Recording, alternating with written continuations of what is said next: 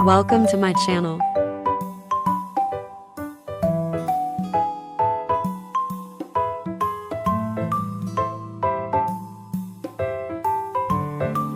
هل تعانين من بشرة جافة وباهتة؟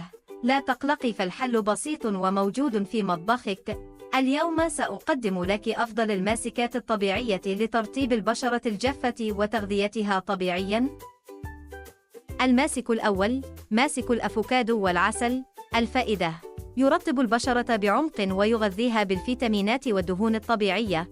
الطريقة: اهرسي نصف حبة أفوكادو ناضجة مع ملعقة من العسل. ضعي المزيج على وجهك مدة 10. الماسك الثاني، ماسك الحليب والشوفان. الفائدة: الحليب يلين البشرة، والشوفان يهدئ الجفاف والاحمرار. الماسك الثالث، ماسك العسل والزبادي. الفائدة: العسل مرطب طبيعي، والزبادي ينعم البشرة ويعطيها إشراقاً. الطريقة: اخلطي ملعقة من العسل مع ملعقة من الزبادي الطبيعي. ضعيه 15 دقيقة ثم اغسليه بماء فاتر. الماسك الرابع، ماسك الموز وزيت الزيتون. الفائدة: الموز يرطب، وزيت الزيتون يغذي ويحافظ على نعومة البشرة. الطريقة: اهرسي نصف موزة مع ملعقة صغيرة من زيت الزيتون. ضعيها على وجهك 15 دقيقة ثم اغسليها. الماسك الخامس، ماسك الألوفيرا، جل الصبار. الفائدة: يهدئ البشرة الجافة ويرطبها فوراً.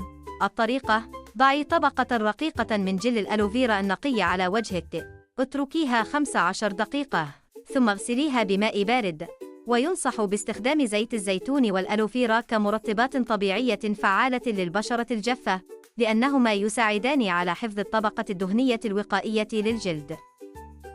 نصائح مهمة للعناية بالبشرة الجافة: استعملي الماسكات مرتان في الأسبوع فقط. تجنبي استخدام الماء الساخن عند الغسل.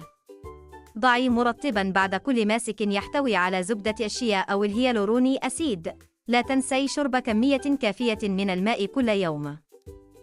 تذكري أن العناية الطبيعية تحتاج إلى استمرارية وصبر، فكل ماسك يقربك خطوة من بشرة ناعمة، مشرقة، وصحية. Thanks for watching. Bye.